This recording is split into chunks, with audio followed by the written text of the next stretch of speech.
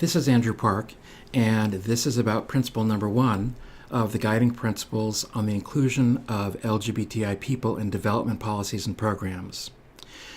The principle is that LGBTI people exist in all societies and cultures.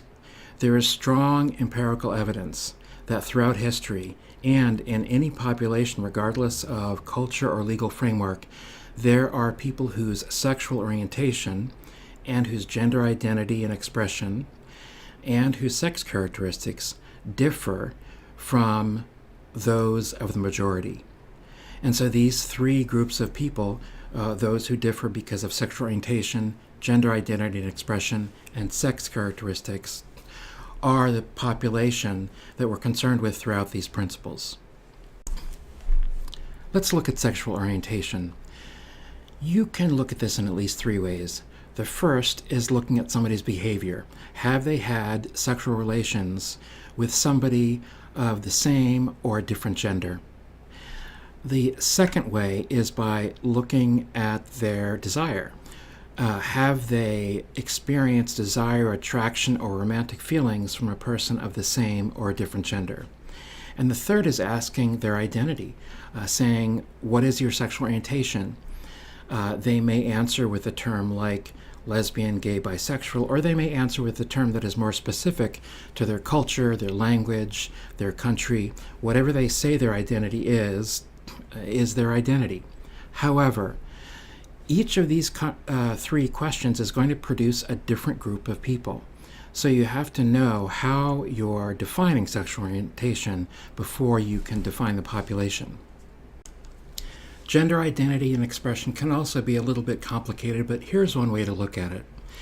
Start with recognizing that each baby at birth is assigned a gender. And for most people, this gender becomes their legal gender because it's recognized by the government.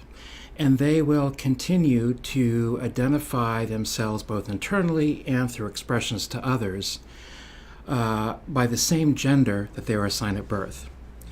But for some people, somewhere along their life, they may decide that their gender identity, that is, their inner awareness of their own gender, is different from the gender assigned at birth. Or they may decide that they want to express a gender that is different than the gender that they were assigned at birth. So you can identify a few different populations by looking at current gender identity and seeing whether it's the same as that assigned at birth or whether it's discordant, and current gender expression to see if that is the same or discordant with the gender assigned at birth. And for some group of people, both their gender identity and expression will be different from their gender assigned at birth. Intersex may be another term that is unfamiliar to people.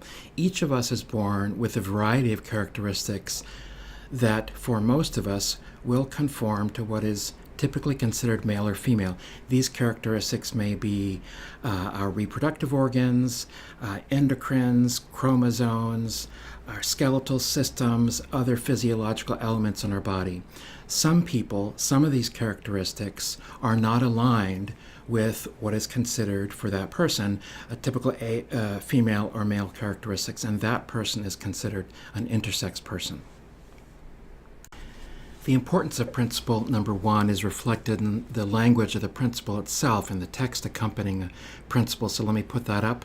Development activities should account for the existence of LGBTI people in populations.